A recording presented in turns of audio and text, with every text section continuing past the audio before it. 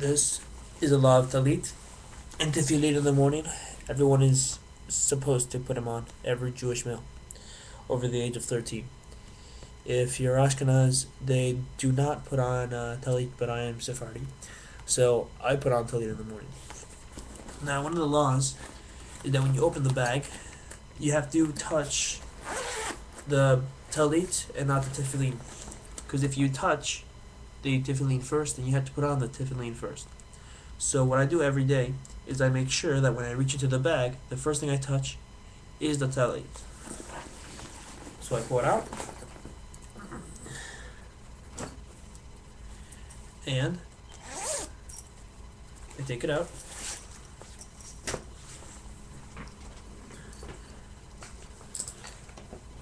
And the first thing you do is you check to make sure they're all okay.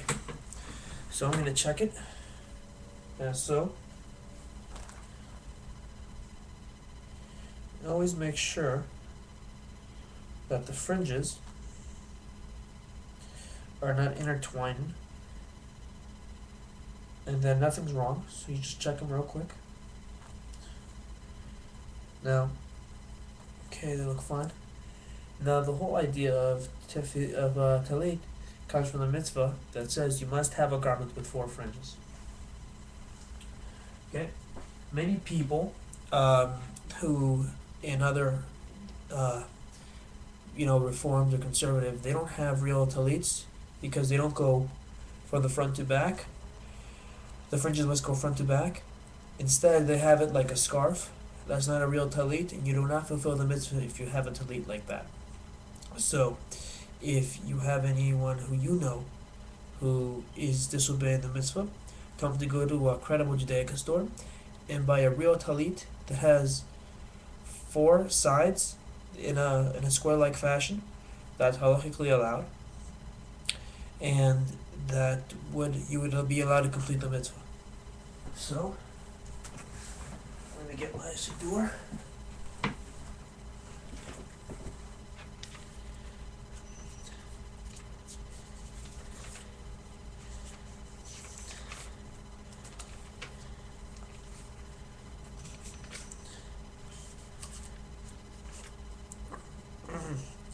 Now, you have to understand that if you wear tzitzit, you do not say the bracha of al mitzvot tzitzit, because you're no longer required, because when you say the talit over the talit gadol, which is the talit I'm going to put on right now, or the talit katan, which is the small one right here, which is right here, this I don't have to do the bracha for because I'm putting on the talit. So the bracha for the talit is actually bigger and more important than for the talit katan. So you only say it for the talit gadol, which is this one right here. Except on you say it every day. So what you do next is you expand it.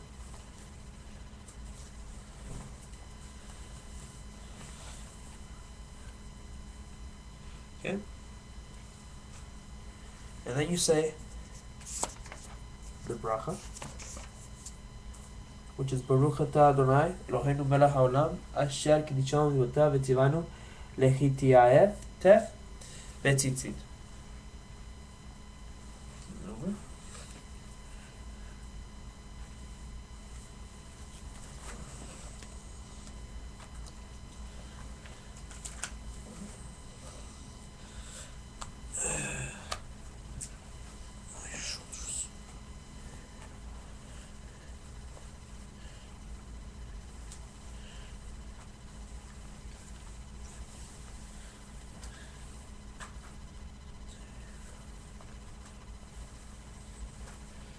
One side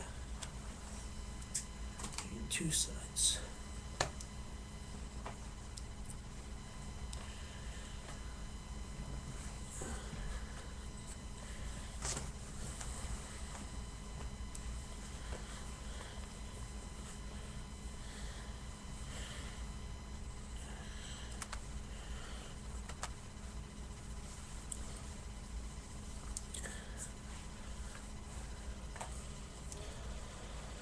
Okay, now the next mitzvah, our next commandment, has to do with the commandment of tefillin.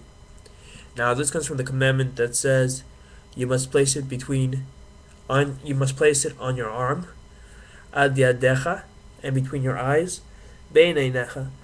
So right now I'm going to take out a tefillin right here. The first one you do is you do your arm, then you do the head. And many people have the tradition of saying a bracha when they put it on the head. I do not, because I, again, am Sephardi. So what you do is you take them out like this. You realize there's two. Obviously, as I said, one for the hand, which is this one right here. Shel yad is for the hand, and then the shel rosh is for the head. So I'm going to put on the first one. And after this, I cannot talk. Because during when someone puts on tefillin, they cannot think of anything else but the prayers they say. So after this, unfortunately, this will be the end of the video. And I woke up a little late today, so I won't be davening shachrit. I have to go straight to mincha. But I still have to fulfill the mitzvah of doing the tefillin. And it says anyone who fulfills the mitzvah of tefillin properly will ensure or have a place in the world to come. It says this in the Shulchan Aruch, Kitzur Shulchan Aruch, and I believe it also may be in the Gemara, but I do not know the exact place in the Gemara where it may say that. So, put it on my arm. This. Always make sure it's about 2 finger widths, and it should be on top of the bicep. Tighten it. Then you say the blessing, Baruch Ata Adonai Eloheinu Melech Haolam, Asher Kiddushanu Otav Etzivanu Lechaniach Tefillin.